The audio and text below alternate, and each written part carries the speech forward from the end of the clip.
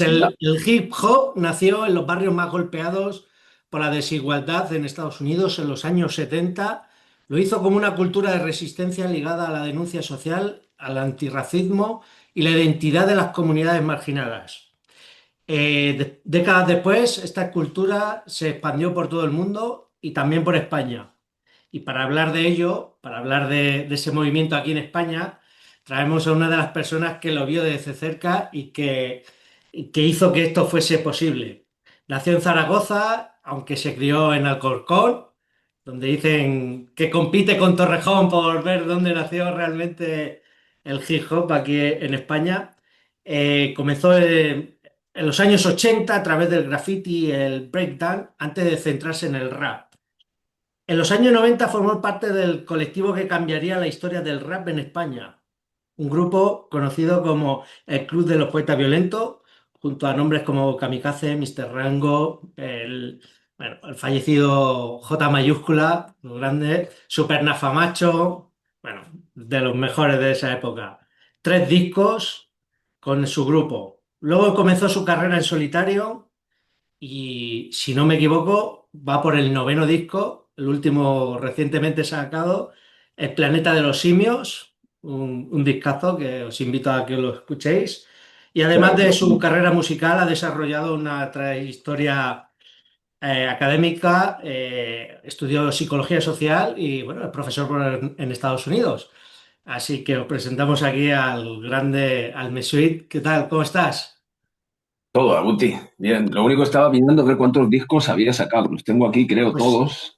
Pues si no me Pero déjame, equivoco, creo que nueve, ¿eh? Si he contado mal, pues a ver, te digo, disculpadme, solitario, pero creo que eran tengo por nueve. aquí, ¿Tienes tengo aquí? Lo tengo aquí. Nadie dos, Perdió la cuenta, ya está tú, ¿eh? 5, 6, 7, 8, 9, 10, 11, 12. Van 12. En 12 discos solitario. en solitario. Sí, 12 en solitario y luego también está el de Nat Reyes, que es a medias, que son 13, el de Fight Club, que te lo puedo contar también, como 14, y luego los de CPV, o sea que van un montón ya. Van un montón ya, ya hemos perdido la cuenta. Fíjate, yo nueve. Me he quedado anticuado, macho. El Planeta de los Simios, el último. Un discazo, Este sí. es el último. Ese es el último. Recientemente lo acabas de sacar ahora mismo. Sí, porque antes del Planeta de los Simios fue el de Rabiosamente, que está ahí en la pared, y el de Partituras para partir fascistas, capítulo uno y Partituras para partir fascistas, número Exactamente, 2. Sí. exactamente. Creo que no Bueno, me salto ninguno. ¿cómo que te llame? Mesuit, José. Mesui o Sí, Mesui, como quieran. venga, José no, porque ese es Mesuit. un nombre que me dieron por accidente como nacer en Zaragoza, ¿sabes? Bueno, viviste ese nacimiento. Vamos, que para entender todo esto que estamos viviendo hoy en día, lo lógico es volver atrás a la historia, ¿no? Como todo. Y en el rap aquí en España tenemos que volver hacia atrás para entender de dónde sale la música hip hop aquí en España, ¿no? Sí. Sí, hombre, Sobre todo para el que lo quiera entender. sí, no, el hip hop sale, vamos, está documentado, la historia está documentada. No hace falta tener un doctorado para saber de dónde viene el hip hop. En España, pues se hizo una translocalización de lo que era el hip hop de Estados Unidos, que llegó de diferentes maneras. Por un lado, llegó por la base de Torrejón, sobre todo, a la Peña de Torrejón, y en Alcorcón fue de una manera un poco más orgánica. Salió más barrio, sin tener tanta influencia de la base americana. Entonces se translocalizó de una manera un poco más efectiva. Éramos peña de clase trabajadora, es un barrio, Alcorcón es un barrio obrero, y empezó pues eso con el breakdance, toda la gente bailando breakdance. Yo empecé como breaker y luego haciendo graffiti, y después de graffiti pues el rap. Pero vamos, que es como en la canción de Nas, que es todo sobre poner tu nombre, ¿no? Él me ponía en las paredes y en cualquier superficie perpendicular a la acera, y luego acabé poniéndolo en rap, ¿verdad?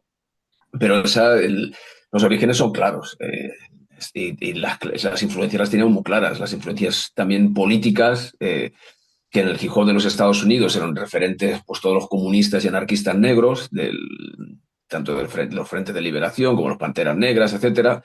Eso era la base ideológica del hip hop. Y Que entonces, parece que a mucha gente hoy en día se le olvida que viene de ahí, que sí, dicen claro. comunistas y tal, y la gente, ¿qué Sí, dice? no, porque la gente realmente nunca lo mencionábamos explícitamente porque era algo como que se Se daba por sobreentendía. hecho, ¿no? Claro, las grandes influencias, pues Malcolm X, Fred Hampton, Assata Shakur, todos estos eran anarquistas o comunistas negros o anarcocomunistas, ¿verdad? Entonces eso se daba por hecho, que las bases filosóficas, los Black Poets, que eran de los primeros que empezaron a hacer, entre comillas, rap, ¿verdad? Gil Scott Heron también, ¿verdad?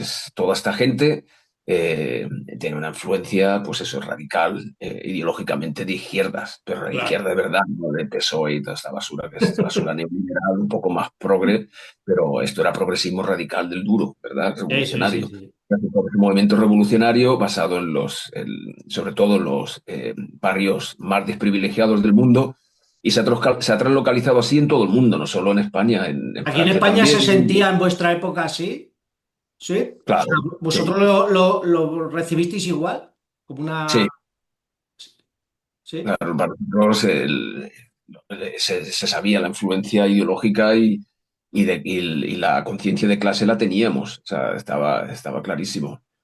Entonces, no sé por qué la gente se extraña tanto de estas cosas, ¿no? También tiene que ver un poco por se ha hecho se ha hecho una especie de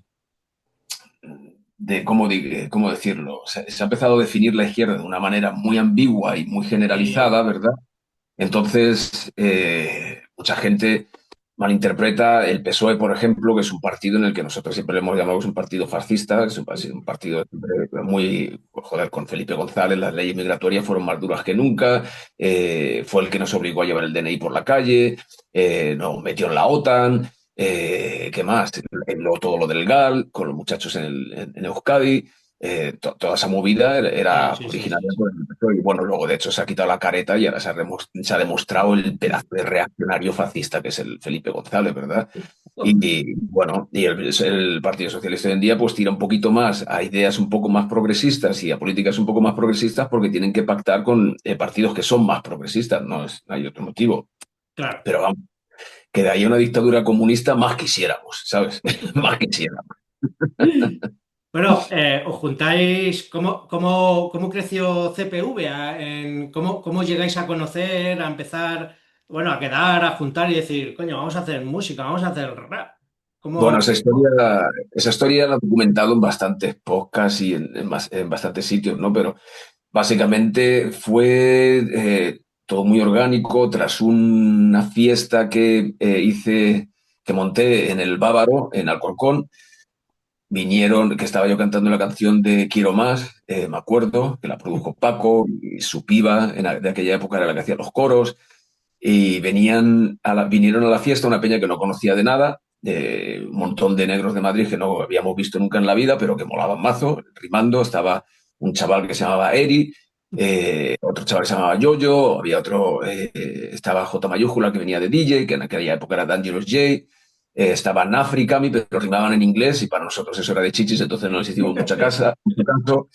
Pero el caso es que cuando la semana siguiente me iba con un colega de Alcorcón a Nueva York, me encontré con el Cami en el aeropuerto y me dijo, coño, Sui, si te vi actuar ahí, estuvo guapo lo que hiciste, no sé qué.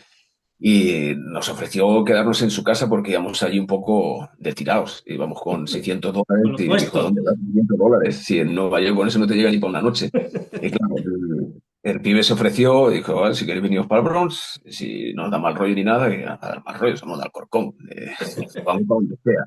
Y nos quedamos ahí con el Cami. Entonces establecimos una muy buena amistad que dura hasta hoy en día, ¿verdad? Más que amistad es hermandad, ¿sabes? De Sí, familia, el sí, Cami sí. es familia. Entonces me dijo, mira, contacta con el Nafri, que empieza a rimar en español, está haciendo unas cosas guapísimas. Y no sé, claro, yo estaba un poco, pues, bueno, si lo dices, porque estaba rimando en inglés antes, pero claro, ya después de conocer al Cami y su filosofía, cómo era el pibe, ya me empecé a fiar, ¿sabes? Del pibe, del gusto que tenía y todas las movidas que compartíamos, mogollón de cosas, ¿verdad? Y tenía una filosofía del hip hop súper ortodoxa y muy clara. Y cuando llegué me junté con el Nafri para darle un paquete que me envió mandar unas cosas. En aquella época no había internet, entonces me dio una carta y unos Philip Long y unas movidas ahí para darle. Y el Nafri me dijo, ah, sí, joder, vamos a quedar para hacer movidas. Y quedamos el Nafri y yo, en principio. Como Nafri estaba trabajando ya con Dangerous J, J venía también a las sesiones, empezamos a currarnos ahí unos par de temas, pero cuando realmente se formó fue en la industria, en un garito de Colada que hacían todos los domingos una sesión de hip hop y tenían concursos de rap.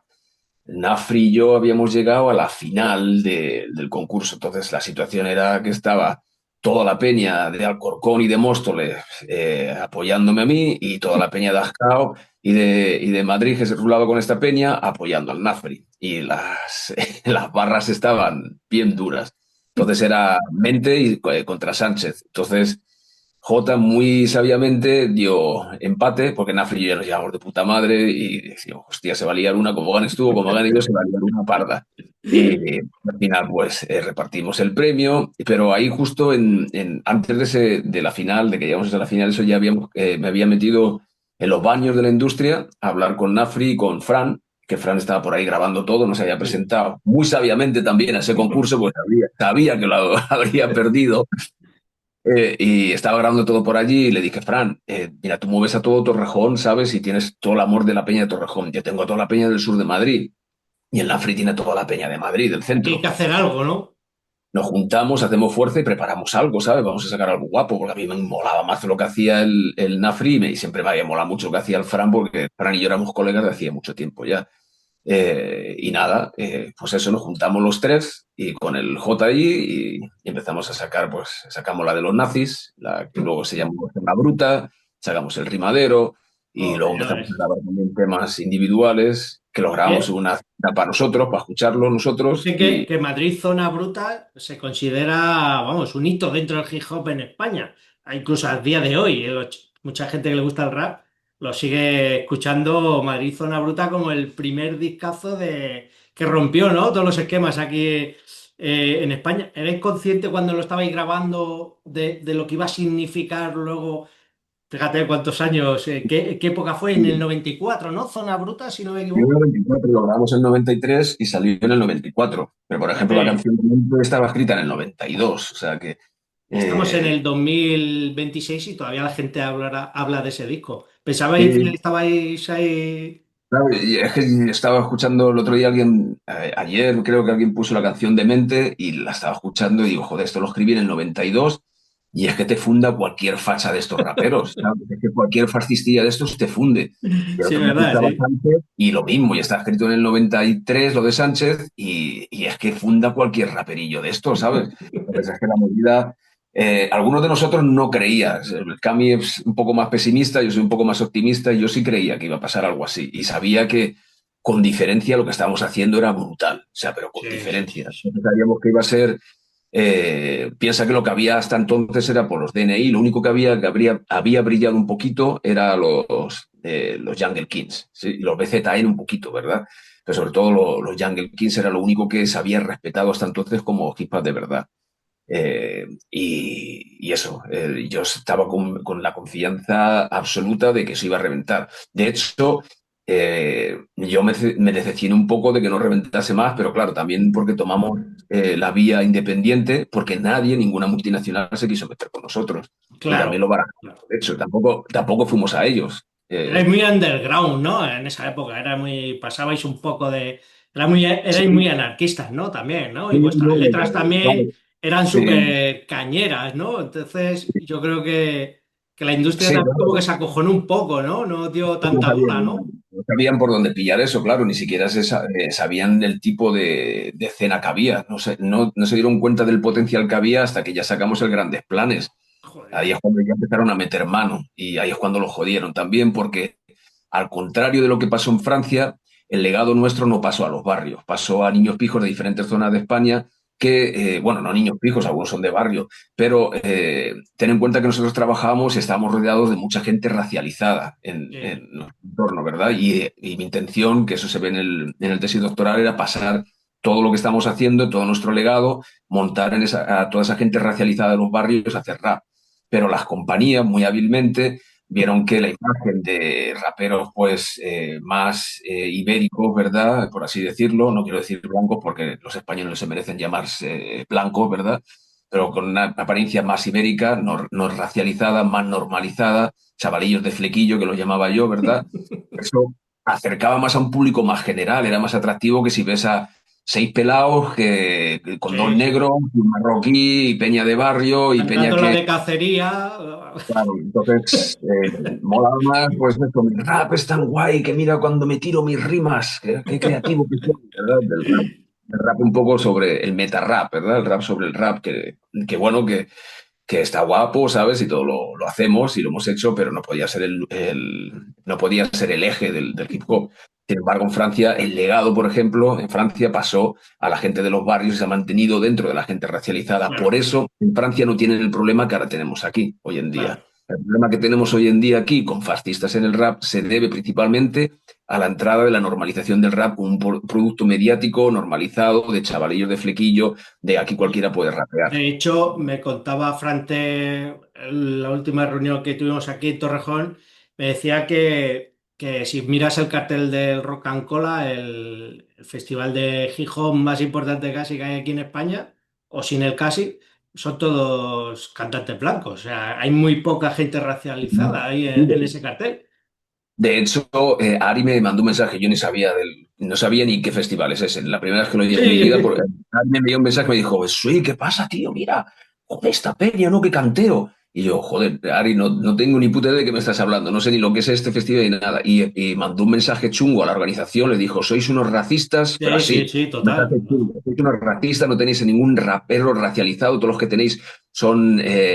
y utilizo el término blanco, todos los que tenéis son blancos, no tenéis a ningún rapero racializado. Y entonces ellos contestaron y de hecho han metido a Kid Something, no se me ha olvidado, a Kid algo, no me acuerdo. Sí, han Kid, cambiado, ¿no? metido un chaval, por lo menos es un chaval negro que han metido ya. Se han pintado de la movida y dices, hostia, porque yo creo que es que ni se dan cuenta, ¿sabes? Las referencias que tienen sobre rap en España no es como ocurre en otros países, ¿verdad? Claro. Hasta en Alemania, ¿sabes? En Alemania casi todo el rap pues, estaba controlado por gente racializada, ya sea de origen africano o de origen turco. Joder, los O turcos, sí, joder, sí, africano, total. ¿verdad? Entonces esa es la movida, ¿sabes? Esa es la movida, que en España eso tiene mucho impacto. Oye, ¿crees que las nuevas generaciones de raperillos o de rapper que hay aquí en España conocen un poco esta historia? Porque tú, o sea, cuando tú eres, yo qué sé, psicólogo, imagino que habrás tenido que estudiar a los grandes teóricos de la psicología social, ¿no? Imagino. ¿Tú crees Bueno, que cuando hice o vas a empezar un oficio, intentas aprender del maestro, ¿no? ¿Tú crees que en bueno, España yo el rap hice- pasa eso o aquí la gente canta porque suena guay y mola? sí, bueno, una aclaración. Yo hice psicología social, esa fue mi licenciatura, pero yo luego me hice una maestría en educación y luego un ¿Eh? doctorado en sociolingüística, ¿verdad? En Entonces, sociolingüística, sí, lo tenía por aquí apuntado, sí. sí, entonces, claro, desde el punto de vista académico, sabemos que los orígenes siempre es súper importante en Claro. todo, ¿verdad? No solo los orígenes en sí, sino la narrativa vinculada a los orígenes, ¿verdad? Que es lo que se vincula a esa narrativa de los orígenes. Y en el caso del hip hop, el ocultar y empezar con los orígenes, por allá por el año 2000, con grupos como cuidado, que esto no es una crítica a esos grupos, ¿verdad? Los Piladores o SFDK o esta gente que eran nuestros fans, ¿verdad? Ujú. Nosotros somos sus rappers favoritos, ¿verdad? Empezar con la historia de ahí no tiene sentido. Y ni siquiera debería empezar la historia con nosotros. La historia del hip hop empieza antes de nosotros. Había grupos muy potentes, no solo de rap, pero sobre todo de breakers y de graffiti, que ya estaban rulando antes de que empezase la explosión del rap con CPV, ¿verdad? Entonces, en cuanto a hip hop, rap, con las estructuras tal y como se utilizan hoy en día, estructuralmente, cómo se rima sobre un ritmo, cómo los diferentes cambios en los parámetros de rimar, ¿verdad? Eso lo establecimos nosotros, eso fue CPV, ¿verdad? Pero no solo CPV, había mucha otra gente alrededor nuestra de CPV que también tenían sus parámetros y sus maneras de rimar que rompían con todo lo que se había hecho anterior, que eran pareados muy simples, al estilo de lo que utilizan estos toyacos de hoy en día, raperos de derecha, que rapean como los DNI en el 88, ¿verdad? O peor. Sí, Entonces, pero vosotros fuisteis los primeros que rompisteis, o sea, que os claro, disteis a conocer sí, que... porque, entre otras cosas, estudiábamos, ¿sabes? Nosotros estudiábamos mucho. En aquella época, ser inteligente era algo que se valoraba en el hip hop, hoy en día no tanto. Entonces, yo antes de rimar, para que te hagas una idea, antes de rimar, yo recuerdo en el verano del año 88, yo me lo pasé entero estudiando a Rakim, a EPMD, a Big Daddy Kane, cómo rima, y a Kool G Rap, ¿sí? Esos cuatro, me los estudié, pero de cabo a rabo. Y de ahí se ve la influencia de mi forma de rimar, las estructuras que yo tengo, se ve mucho la influencia de esos cuatro en sí, ¿verdad? Porque me los Claro. estudié de cabo a rabo, dónde caía la rima, en qué parte antes de coger el bolígrafo y empezar a escribir una rima, ¿verdad? Entonces, cuando yo empecé a rimar, yo ya sabía cómo rimaba la gente y cómo había que hacerlo y cómo adaptarlo al ritmo. Yo lo hice de una manera. Luego ya no sé cómo lo haría el Nafri, cómo lo harían los demás, pero yo estudié antes de ponerme a rimar. Yo no Sí, empecé a rimar, oh, esto me suena así. No, yo dije, te esto es... educaste en lo que querías. Oh, Claro, igual que cuando hacía graffiti, también veías en las revistas cómo hacían, los trazos y toda la movida. Y en el breakdance lo mismo, ¿sabes? En el breakdance lo veías en la calle, te ibas a ver a los mejores y veías cómo lo hacían y decías, hostia, esto es lo que mola, mira lo que ha hecho ahí, pa, pum, pa. Y eso es el hip hop, ¿sabes? Eso es el hip hop. No coger un micro y hacer el ridículo como hacen estos fachas que se cogen el micro, además que tienen todo unas voces igual, todo igual. excelentes, que no sé cómo pueden tener esa voz y coger un micro. Los micros tienen que estar al borde del suicidio. Además, no saben, los pibes no saben rimar. Es que no saben rimar. Es que son pareados básicos y unas estructuras elementales y un vocabulario es súper simple. Sí, Es una pero esto es movida. igual que si tú quieres aprender a tocar la guitarra, tienes que ir, pues aprender por tu cuenta, pero tienes que ver a los maestros cómo tocan la guitarra, coger tu propio Claro, estilo, o sea, pero tienes que estudiar y ver mucha gente tocando la guitarra si claro. quieres ser un buen De otras cosas, guitarrista. en el hip hop nadie quiere ser un toy, ¿sabes? Tú no quieres salir ahí en el escenario y ser un toy. Tú lo que quieres es salir y demostrar que eres la hostia, que eres Eres el el mejor. mejor. El empoderamiento, ¿verdad? El empoderamiento de la peña de los barrios que, no, que nos están aplastando en el día a día, constantemente. Los que nos dicen que tú no puedes ir a la universidad, tú no vas a hacer nada en la vida, tú tienes que ponerte a trabajar de lo que puedas, ¿verdad? Esto Claro. era el arma que nosotros teníamos para empoderarnos y tú no querías salir ahí a hacer el ridículo. Querías tener todas las herramientas y cuando salías te lo currabas, te lo preparabas y decías, ajá, y en este momento voy a soltar esta rima y me voy a quedar con toda la peña, ¿verdad? Y acá de Bueno, un montón de la siguiente, ¿verdad? Y te quedabas con toda la peña, ¿verdad? Esa era la historia, ¿verdad? Y sigue hemos dicho siendo la antes historia. que el rap nació en las luchas sociales ahí en Estados Unidos, ¿no? Para ti, Sweet, ¿qué significa realmente esa raíz política del rap? Hombre, es la base fundamental. En la Piensa base, que ¿no? Piensa que el hip hop, tenemos ahí un comunicado, ¿verdad? Que vamos a sacar muy en breve, eh, sobre una plataforma defendiendo o sea, no defendiendo, sino protegiéndonos del hip hop antifascista. Y dice que, bueno, el hip hop empezó en 1973. En realidad no empezó en 1973. Se le dio esa fecha simbólica porque hubo una fiesta, ¿verdad? Pero empezó de una forma mucho más orgánica. Sí, La sí. gente ni siquiera sabía lo que era lo que estábamos haciendo, no tenían un nombre para ello, ¿verdad? De hecho, le pusieron la fecha 1973 porque parece ser que fue el primer flyer en el que apareció la palabra hip hop. Pero ya había años la gente bailando break y pinchando y pintando graffiti, ¿verdad? Pero uno de los elementos claves que mucha gente no sabe es que el hip hop empezó como resultado de un plan urbanístico que llevó a cabo un hijo de la gran perra que se llamaba Robert Moses, que dijo, voy a hacer una autopista que va a atravesar el Bronx, lo voy a partir por la mitad, me la suda, pero es para que los niños, los señoritos ricos que trabajan en Manhattan y Puedan ir viven ahora perfectamente. de Connecticut y de New Jersey puedan venir a trabajar rápido sin tener que meterse en el tren con las personas infrahumanas para ellos, ¿verdad? Con los pobres. Y partió el Bronx y ahí fue cuando el Bronx quedó completamente abandonado, sin ningún tipo de red social ni de apoyo. con familias desestructuradas, con una precariedad increíble.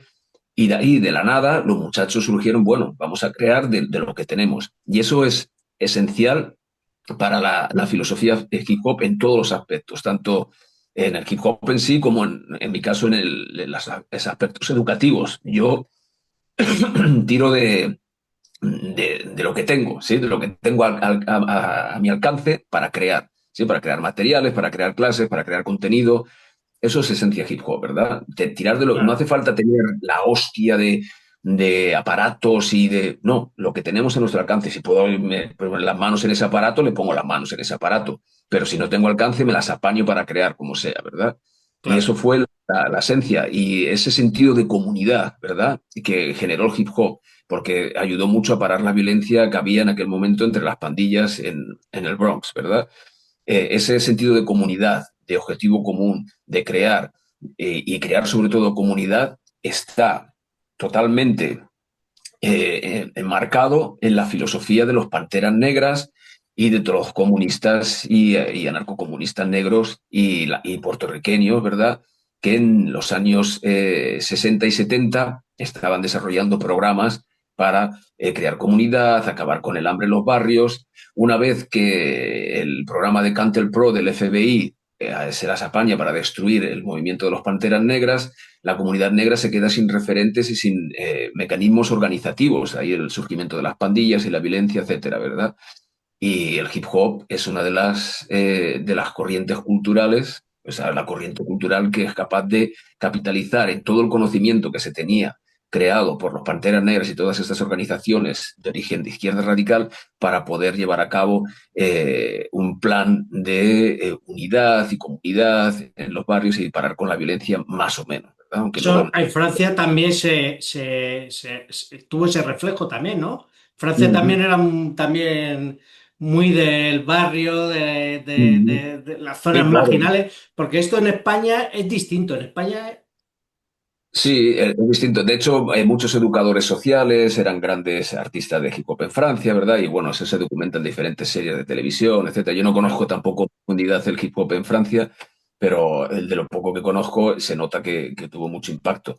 Pero en España no ocurrió así, entre otras cosas porque la inmigración llega un poquito más tarde. No es que no hubiese inmigrantes en los barrios, sí que lo sabía. De hecho, mi madre era inmigrante y había bastantes inmigrantes y gente racializada en nuestros barrios y sobre todo en Torrejón había muchos también, pero no tan masivamente como Francia, que era una potencia colonizadora y que claro, toda la gente de todas las colonias en Francia, ¿verdad? España había pasado mucho tiempo completamente aislada porque no había ni Dios que quisiera ir a una puta dictadura, ¿verdad? No había ni un solo inmigrante que quisiera ir a pasar lo peor que en su lugar de origen, porque España, no que sí, sí, nadie se sí. engañe, durante el franquismo no era el tercer mundo, era el cuarto mundo o el submundo, era lo peor de lo peor, ¿verdad? Y después pasamos a ser tercer mundo y luego país en vías de desarrollo, que es donde estamos ahora, que nadie se crea que España es un país desarrollado, nadie se confunda tampoco. Pero esa es la movida, ¿sabes? Eh, y ahí en España, pues es ahora, en los 2000 cuando hay una población racializada brutal, pero claro, la migración se controló con diferentes mecanismos. Piensa que las mayores migraciones las promovió en nuestro coleguita, el más desgraciado de todos, José María Aznar, ¿verdad? Este El fue el que figurecito. trajo una migración muy controlada latinoamericana porque sabía que todas esas ideologías heredadas de la colonización penetraban muchísimo a los latinoamericanos y vienen con el legado del rollo del catolicismo y del lavado de cabeza, etcétera, y sabía que eran bastante manipulables. Y de hecho, el efecto es que no todos, obviamente, pero la gran mayoría de los latinos, una vez agarran sus papeles, son más fascistas que el mayor de los fascistas en España, ¿verdad? Sí, Y sí, eso, sí. eso estaba planeado completamente. Se bloqueaba la migración africana, musulmana o de otras zonas para tratar de promover la migración de los que son nuestros hermanos, ¿verdad? Que son hermanos para aprovecharse de ellos, pero no cuando llegan a nuestro país, ¿verdad? Bueno, Claro. a nuestro país, digamos a España. ¿Ok? España, España, Entonces, esa es la movida.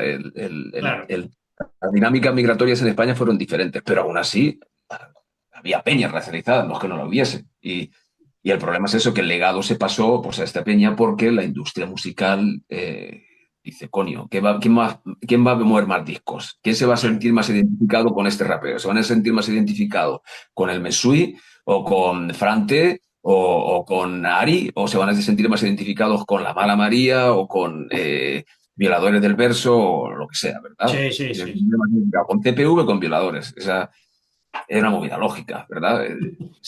Un muchachito de Salamanca o de Cuenca se va a sentir más identificado con una peña como los De Violadores. Zaragoza que de... Sí, sí, está claro. El, estarás de acuerdo conmigo que el hip hop ha pasado de ser una cultura de barrio, ¿no? Con esas raíces de barrio a convertirse ya en algo global, ¿no? O sea, una industria global que muchas veces ya no, bueno, yo creo que ya incluso ya no sabemos si es rap o no, porque ya rapean, como decías antes, muy raro. ¿Qué se ha ganado y qué se ha perdido en todo este proceso? ¿Qué se ha perdido con ese hip hop que había antes de barrio, que decías tú, de hermandad, ¿no? Que yo creo que hoy en día, yo lo hablaba un día con Kultama y digo, joder, yo no sé si tendréis grupos ahí de raperos como se juntaban antes, que antes imagino que, joder, os juntabais, rapeabais, bailabais, otro estaba haciendo un graffiti, escuchaba a la gente música, hablabais de música. Yo creo que eso se está perdiendo, ¿no? O se ha perdido ya por completo. No, eso sigue pasando, pero no tiene exposición mediática, porque no Joder. genera dinero. Eso es lo que ocurre, pero sigue pasando, que hay todavía rimaderos, lo que ahora la gente dice ciphers, son los rimaderos de toda la vida, ¿verdad? Lo que aquí en Estados Unidos se dice cipher, pero a los cool en España dicen, oh, un cipher, que me hace risa. Pero los rimaderos siguen ocurriendo aquí, lo que pasa es que no tiene exposición mediática porque eso no da pasta, ¿verdad? Y las jams siguen pasando y hay museos de graffiti y todo. La globalización del hip hop tiene sus ventajas y sus pros y sus contras, ¿verdad? Eh, yo escucho un mogollón de old school todo el rato, ¿verdad? Y estaba escuchando a Keres cuando decía, it's not about a salary, it's about reality, ¿verdad? No es por un salario, esto no trata de un salario, sino de la realidad, ¿verdad? Claro. O estaba escuchando a Chuck D en Fear of a Black Planet diciendo que le den por culo a los Grammys, que nosotros no tenemos por qué ser reconocidos con ese tipo de peña, que a nosotros nos la suda, que nosotros hacemos nuestra movida por nuestro lado. Pero luego el que más y el que menos han acabado aceptando ese tipo de premios, entrando al Hall of Fame. Entonces, una vez que se institucionaliza el hip hop y se convierte en cultura hegemónica, es cuando empieza a perder su poder. Entonces ahí yo creo que hubiese sido mejor mantenerlo puro y duro, ¿verdad? Y no haberlo comercializado, pero claro, a su vez no nos podríamos haber estado ganando la vida con esto y muchos de los en sí que se han convertido en multimillonarios y eso no podría haber pasado. Pero Claro. es que yo creo que hubiésemos ganado más a la larga. No hace falta tanto dinero, ¿sabes? Pues yo creo que hubiésemos ganado mucho más habiendo mantenido toda la producción bajo nuestro control. Aunque no hubiésemos ganado tanta pasta, hubiésemos tenido mucha más longevidad, porque ahora salen muchos artistas que te duran 2, 3 años y luego desaparecen, nadie se acuerda de ellos. Sí, sí, sí. TPV, VKR, toda la gente seguimos ahí, haciendo, casi todos seguimos rimando y haciendo movidas y tenemos nuestro público. Yo acabo de sacar el álbum este y lo he fundido, o sea, se me ha vendido en nada, cero coma. Voy a tener que hacer otra tirada porque se han fundido las copias. Entonces, la movida es esa, que hay que plantearse si merece la pena, porque muchas veces, oh, no reconoces, somos la hostia. Y es verdad, toda la gente nos escuchaba. En los años 80 ya el hip hop estaba totalmente esparcido y lo escuchaba todo el mundo y no tenía el reconocimiento en los medios como lo podía tener el rock y todo, y el country o el jazz o cualquier otro Sí, sí, tipo de sí. música. Pero una vez que tuvo el reconocimiento vino lo malo, se empezó a promover aquellos discursos, aquellas narrativas en las canciones de rap que interesaban al capitalismo y se empezaron a bloquear todas las que eran contraproducentes para el programa neoliberal. Piensa Y que cuando en tu Chuck opinión D fue por ahí por donde se coló la derecha en el mundo del hip hop? Sí. Eh, la derecha siempre ha estado controlando todos los medios de producción y esto es súper interesante porque Public Enemy estaba reventando hasta que hicieron declaraciones antisionistas y ahí es cuando se les cerró el grifo. Ahí, si te das cuenta, después del 92 ya Public Enemy ya no sonaba como estaba sonando desde que sacaron el primer álbum. Desde el 88 al 92 reventaron, cuando ya empezaron las declaraciones antisionistas, les cerraron el grifo. Pues eso, han tratado de comodificarlo lo máximo posible. Y dijo, coño, aquí hay pasta, pues vamos a hacer pasta, ¿verdad? Y claro, a un chaval de barrio sacarle de la pobreza y comprar una casa a Claro. tu mamá es muy atractivo, ¿no? ¿Cómo vas a decir que no a eso? Y al fin y al cabo vivimos un sistema capitalista y tienes que aprender a navegarlo para poder sobrevivir. Entonces, es complicado manejarse haciendo música dentro de un sistema capitalista, ¿verdad? En Sí, un sí, sí. sistema más justo, pues sería diferente. Estamos en una batalla dentro del mundo hip hop, una batalla cultural ahora mismo, aquí en España. Porque, bueno, pues, nada más que tienes que abrir Instagram o cualquier red social y verás un rapero de derechas ahí, bueno, soltando su matraca y Mm. su discurso. Eh, Estamos en esa batalla cultural. ¿Crees que la estamos perdiendo? ¿Cuándo crees que entró esa gente? ¿Cuándo se dio cuenta que en el rap podían tener su hueco? La movida con este, tenemos que tener cuidado con esto, porque a veces nos ponemos en una posición un poco pesimista Sí, sí, sí, sí. y la situación es la siguiente, son cuatro gatos, ¿sí? Son cuatro gatos que están muy bien financiados por la extrema derecha y están y claro, que tienen sus medios y sus bots y sus movidas y están diciendo lo que gran parte de la población quieren oír, ¿verdad? Porque les han comido la cabeza y están comiendo la cabeza a la población, sobre todo a la juventud, repitiendo bulos y mensajes medio verdades y completas mentiras una y otra vez hasta que se convierten en plenas verdades y están comiendo la cabeza mogollón, hasta tal punto que por la naturaleza conciliadora de la mayoría de las personas que dicen, bueno, no vamos a ser demasiado extremistas, vamos a llevarnos bien, sí, esa naturaleza conciliadora que a veces sale, pues está viendo a muchos artistas diciendo completas sandeces y gilipolleces como que, oh, sí, la izquierda, y tanto la izquierda radical como la derecha radical es lo mismo, los dos polos son igualmente malos, movidas de esas, ¿verdad? Esta peña tibia, porque nunca lo han tenido claro, no tienen la cabeza bien amueblada desde un principio y nunca deberían haber entrado en el hip hop. Y te estoy hablando de gente como el Nats o peña así, ¿verdad? Esa peña nunca debería haber tenido el acceso a los medios de producción de hip hop ni haber tenido el reconocimiento de la comunidad. Pero como estamos en las condiciones en las que estamos y debido a todos los procesos sociales que ha vivido el hip hop en cuanto a migración, etcétera, eso es lo que acaba ocurriendo. Pero esa peña tibia no debería estar. Sin embargo, esos son los que presentan el mayor problema. Todo ese tipo de peña, que de eso sí que hay muchos, de los tibios. Los que son fachas sin careta, ¿verdad? Y están radicalizados, estos son muy poquitos, ¿sí? Con mucha promoción y muchos medios detrás, pero son muy poquitos y a eso no los ventilamos. El problema y la lucha va a estar sobre todo con la panda ¿Con de quién lo tibios. financia, no? Y el dinero que tienen, ¿no? Para financiarse y los medios que manejan y todo, ¿no? Tienen sus bots y tienen sus movidas para poder publicitarlo y ganarse seguidores y todas estas movidas. Fíjate que nosotros en las redes, a nosotros nos la suda. A mí me la suda lo de las redes bastante. Tengo Instagram solo y paso de la movida.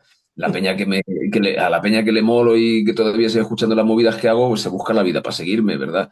Entonces, esta peña no, esta peña sabe y inteligentemente saben que la lucha está en las redes. Entonces, por eso hemos decidido organizarnos en una plataforma todos para poder frenar a estos pibes que nos va a costar, no nos va a costar mucho frenar esto. Lo que más va a costar es a todos estos tibios, conciliadores, la peña de ni izquierda ni derecha, los que dicen que el PSOE es izquierda y que los que dicen que vivimos en una dictadura o que las cosas ahora están mucho peor que antes, toda esta ideología reaccionaria, ¿verdad?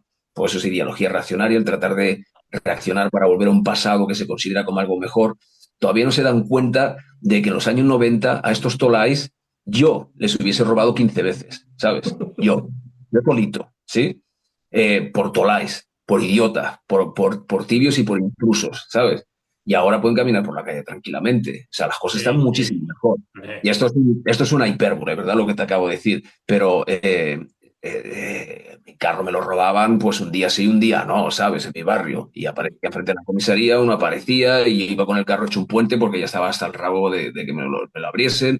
tenía un candado y una cadena en el maletero, y eso la gente que me conoce lo sabe que es verdad, para que no me robasen el sistema de sonido, Y había o sea, nazis de verdad, ¿no? Como ahora, ¿no? También. eh, también. Pero bueno, los nazis de ahora también son de verdad. Son un poco más de plástico, un poco más figurillas, pero son de verdad. No, la movida era esa, ¿sabes? Que el rollo este de la seguridad, que es una de las narrativas, y de la inmigración, y cómo la seguridad y la inmigración y todo eso tiene un impacto, eso es todo una mentira. Eso es toda una mentira. Espera, que Yo, al perro que salga.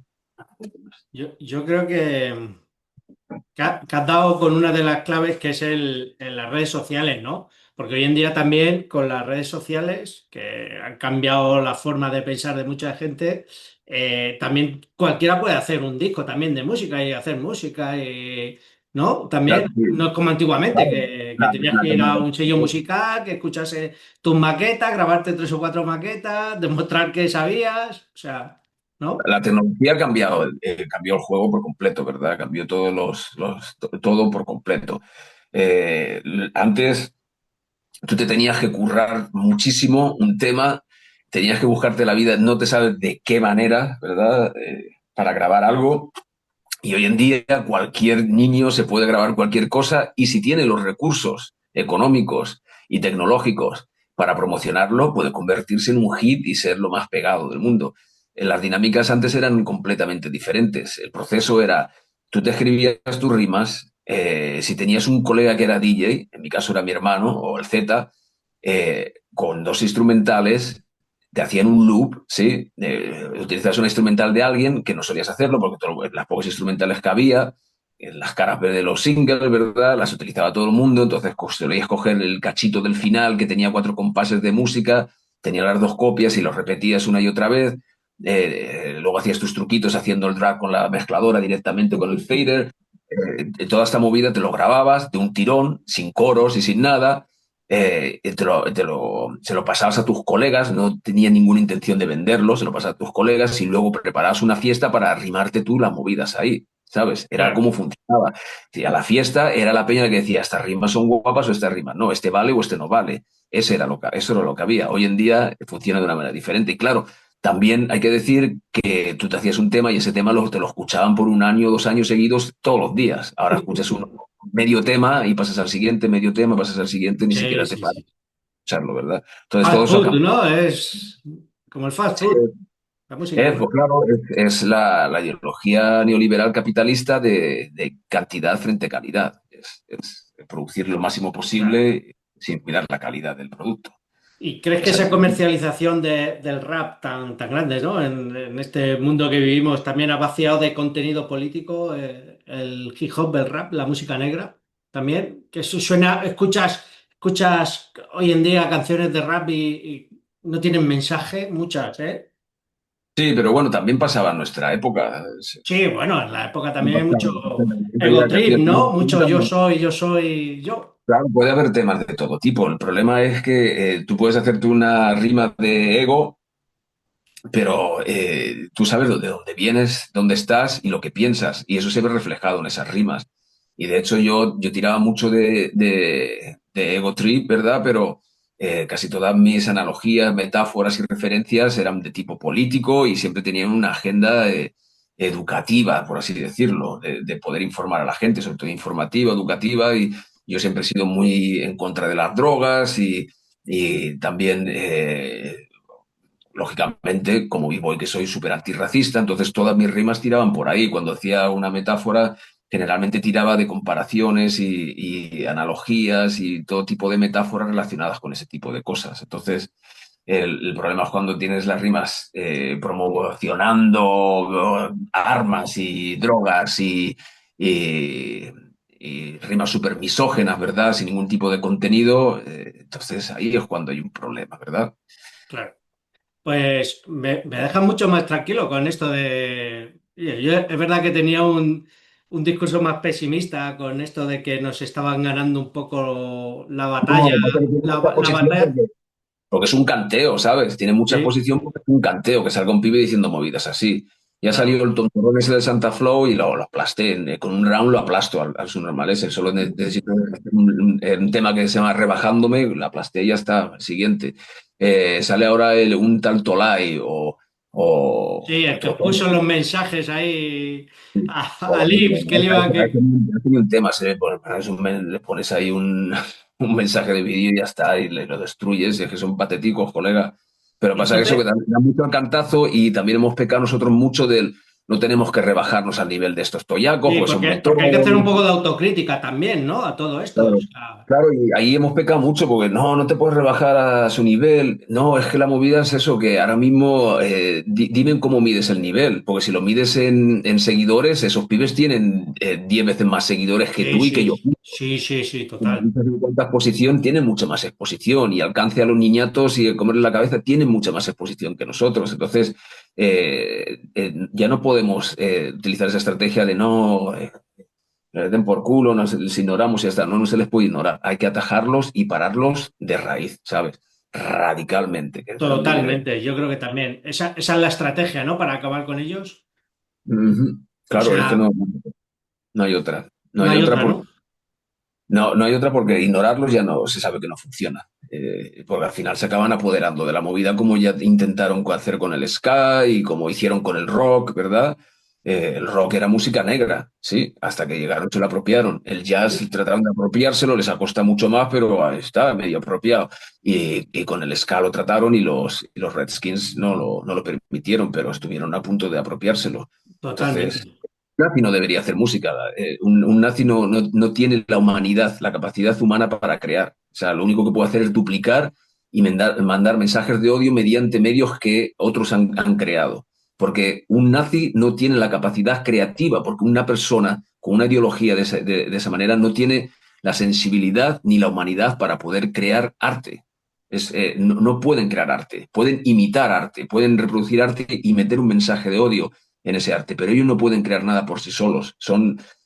Como digo en el último álbum, son simios, son infrahumanos. Sí, sí. Parecen humanos, pero no lo son. Parecen medio humanos, pero no lo son. Ahí no metes tantas metáforas y tantas hipérboles. Ahí el último disco va muy, muy directo. Sí, no, El último disco es muy... sí, pero es que eso es lo que pasa, Iván. Mira, la movida es esta. Eh, yo tengo discos como el tesis doctoral, sí, que son bastante claros, tienen metáforas y movidas, pero son bastante claros y directos, sí. Habla de levantar la cabeza a Franco y movidas así. Y hay mogollón de fascistas, ¿sí?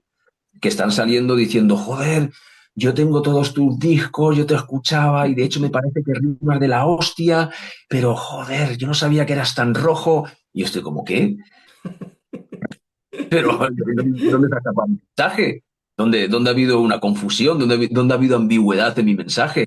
Desde, joder, de Escrachapela hasta Fundación de la Rima hasta el último disco, ¿verdad? Es todo súper explícito. El Sí, sí, último disco sí. ya voy más de saco para dejarlo claro. A ver, te voy a explicar. Sí, soy un anarcocomunista rojo de la hostia. ¿Lo entiendes? Para que no tengan ningún tipo de confusión. Es Y que luego tienes que sacar una hoz y un martillo ahí en el próximo disco para la voy a que... tener que tatuar en la frente aquí, yo qué sé, no sé. Sí, Una sí. anarquía, tío, yo no lo entiendo. Porque si hay algo claro en tus letras es que no te escondes. O sea, que siempre has Claro, dicho no, las cosas por su nombre. O sea, que... por eso es súper fuerte, digo yo, esta peña, ¿cómo escucha? A lo mejor es que mi variedad de español de Alcorcón no se entendía bien y son de otra zona dialectal y no entendían bien el español de Alcorcón, porque es que encima están los discos, yo los escucho y digo, joder, están pronunciados con una variedad bastante estandarizada de español, ¿sabes? Se entienden bastante bien. Sí, De sí, hecho, sí. tenía colegas en México que sabían el tesis doctoral 1000 veces mejor que yo. O sea, no tiene explicación. Pero es eso, su infrahumanidad es incapaces de detectar ese mensaje. O que Bueno, lo y entendí. yo para ir terminando, que no te quiero robar más tiempo, que cómo estás viviendo toda... Espérate, joder, no había enchufado el portátil y se me estaba acabando la batería, macho. Algo que no tiene que ver con la música, aunque sí con lo que estamos hablando, es cómo estás viviendo por ahí en Estados Unidos todo el tema del ICE y todo esto del orangután y toda esta gentuza, y si tú crees que esto podrá llegar a España, o estamos viendo que tiene muchos seguidores, muchos amigos también Eh, aquí. El peligro está en el tipo este, se llama Steve Bannon, que se ha ido de gira por allá. Ese es el que ha montado aquí al Trump. Es un ultraderechista que el pibe sabe mucho de ingeniería social, de redes y toda esta movida. Y ese tipo está por Europa ahora mismo, pues armando toda la estructura, Armando, con ¿no? bots y todo el rollo para eso, para ganarse a la gente. Piensa que la peña que aquí que apoya a Trump son miserables, es peña miserables, son los miserables de los miserables. O sea, peña que no tiene donde caerse muerta, que viven de hecho son los que viven de las estampillas de comida y de todos estos, De las y todas estas paguitas, como se sí, dicen las aquí. paguitas, como dicen ahí, viven de ayudas sociales, etcétera, y son los que apoyan a Trump. Están apoyando a un pibe multimillonario que no le importa ni una mierda la población estadounidense, solo le importa sus perversiones sexuales y su poder y su ambición y su megalomanía que tiene el pibe. Y lo están apoyando a muerte y lo apoyan ciegamente y te dicen, de hecho, explícitamente que a mí me da igual si viola a mi hija y yo sigo votando a este tipo. Pero te lo Sí, dicen así en sí. entrevista, Peña, sí. Entonces, eso se consigue mediante un lavado de cerebro, mediante las redes sociales, mediante la promoción y estratégica de bulos, mentiras y repetición de los mismos mensajes y la misma narrativa una y otra vez hasta que la gente se la cree por verdad. Y eso es, eso es lo que a mí me da más temor que vaya a ocurrir en Europa y en España. ¿Sí? De hecho, está pasando. Estamos viendo países, o sea, Hungría con el Orbán, en Francia, Claro. cómo va la No, ultraderecha ganando terreno, como en si lo Italia veo, Meloni, o sea, en España como en la Pascal, bueno, va ganando cada vez más terrenos en todas las autonómicas. El tío ha ido subiendo como la espuma. claro, ten en cuenta que esto tiene que ver mucho con las políticas de identidad. Entonces están atacando por ahí, están tratando de crear una identidad del nosotros frente al ellos. Eh, Cuando España es un país racializado de por sí, con una Total. mezcla étnica infinita, ¿verdad? Que no debería nunca considerarse blanca y esa división del nosotros frente al ellos les está funcionando y les va a funcionar porque, claro, una persona miserable que vive con un salario mínimo de mierda, ¿verdad? Necesita un chivo expiatorio. Como no tiene la capacidad crítica para razonar que el chivo expiatorio y el culpable de sus males no es otro más que las políticas capitalistas neoliberales, van a buscar un chivo expiatorio en la inmigración o en el otro racializado, etcétera. Y claro, esto es el gran peligro, porque ahí es donde los agarran por los huevos. ¿O qué culpa Claro. este? La culpa de que estés así es esto, no es esto otro. Y lo que van a hacer es apoyar a la peña que les tienen ya la bota en el cuello, lo que van a hacer es que les van a pasar con el tractor por encima directamente, no con la bota en el cuello, sino con todo el tractor encima. Sí. Y esa es la movida. ¿Y qué es lo que está ocurriendo aquí? Estás viendo a gente que está muriendo de cáncer y no tiene ni para pastillas, esta gente que está muriendo de hambre, o sea, que están pasando literalmente Sí, sí, hambre sí, en sí. las potencias económicas del mundo, Un la montón mayor la potencia, droga y droga en el todas las esquinas. fentanil, claro, el fentanil y toda la movida. Y eso es el neoliberalismo salvaje, ¿verdad? Lo que está pasando en Argentina con el subnormal este de Milei. Es mi ley también, Eh, otro. y es que los niños como robots te lo dicen, sí, hacer trabajo 12 horas y... Pero muy bien, soy empresario. Bueno, y si mañana te caes con la bicicleta y no puedes ir a trabajar, bueno, eso es por mi culpa. Tengo que tener más cuidado cuando con la bicicleta. Es mi responsabilidad que no me caiga. Movidas surrealistas están ocurriendo, ¿verdad? Y yo Pero creo que la saben que gente ha perdido la conciencia de clase también un poco, ¿no? O sea, la hemos la perdido conciencia de clase completamente. no la pierdan, te la hacen perder. O sea, o nunca, o nunca la desarrollan, ¿verdad? No Nunca es que las... si tú tienes conciencia de clase, nunca la pierdes. Sí, Lo único exacto. o nunca la has tenido o te la quitan, ¿verdad? Esa conciencia de clase, te la convierten en otra cosa, ¿verdad? Eso lo hicieron los nazis ya en los años 30. Y fueron capaces de convencer a la peña de que ellos eran la gente del pueblo, ¿verdad? Sí, aquí en España se está poniendo de moda la palabra facha pobre. O sea, el facha pobre, que es el que Claro, vota no, sí, el facha tal y pobre, otro. claro. Claro, un facha pobre ya siempre ha existido el facha pobre, pero pasa que antes era algo súper anecdótico y súper divertido, ¿verdad? Dice, mira, del Alcorcón y facha, hay que ser subnormal, ¿verdad? Pero ahora es algo como... y dentro de poco se harán camisetas que pondrá, soy facha pobre, se las harán. Sí, Escúchame, tío, sí, sí, se sí. harán gorras y dirá, facha pobre con cojones, o facha pobre con honor, y se pondrán la Sí, bandera sí, y la sí, sí. básica y toda la movida, ¿sabes? Es Y brutal. harán, porque ese es el proceso, ¿verdad? Es brutal, Sí, tío, es soy brutal. fascista y qué, soy fascista y qué, ¿verdad? Se está normalizando todo eso y eso se consigue mediante una manipulación estratégica de las redes sociales y este Steve Bannon es un ingeniero en construir eso.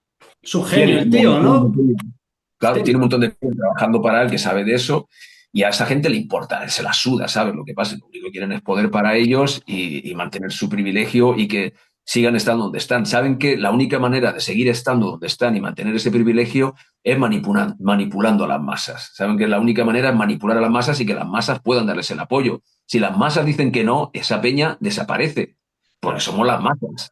Igual Pero que para eras de positivo en cuanto a la música, en cuanto a este tema, ¿eres igual de positivo o eres más pesimista? ¿Lo ves más o nos están comiendo la tostada literalmente?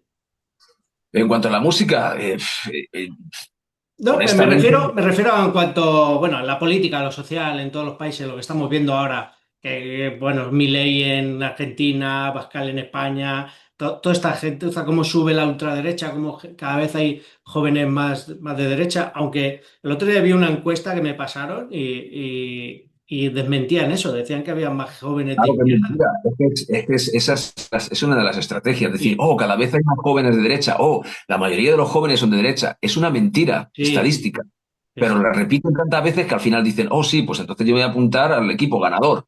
¿Sabes? Esa es un poco la mentalidad, ¿verdad? Repetir lo de, oh, sí, cuando en el año 2016, cuando Trump ganó las primeras elecciones, nadie se lo podía creer. En el 2015 nadie se podía creer que ese tipo iba a ganar las elecciones.